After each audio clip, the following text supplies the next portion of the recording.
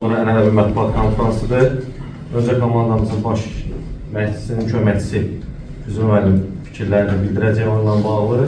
Sonra suallarınız varsa ünvanlaya bilərsə, amma çox xahiş edirik ki, oyunla bağlı suallar olsun. Buyurun.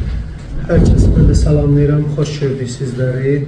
İlk öncə oyunla bağlı fikirlərimi bildirim.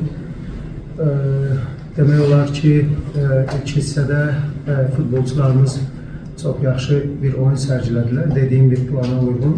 İkinci hissədə istər-istəməz futbolçularda biraz yorğunluq hiss olundu.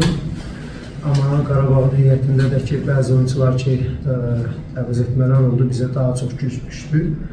Amma buna rəğmən futbolçuların yaxşı oyun göstərdilər, əllərindən gələni meydanda qoymağa çalışdılar. Ən azı çalışırdıq ki, məğlub olmayaq oyunda. Amma bu da futbolun bir hissəsidir. Qarabağ komandasını təbrik edirəm qələbə münasibəti ilə. Və biz isə bu oyunda məğlub olduq. Oyunu təhlil edəcəyik, qarşıda oyunlar var. Və bu oyunlara çox ciddi hazırlaşacaq. Ciddi təhlillər edib, ciddi hazırlaşacaq və növbəti oyunlarda komandamızın daha yaxşı oyun sərgiləməsini istəyirik. Suallarla buyurun.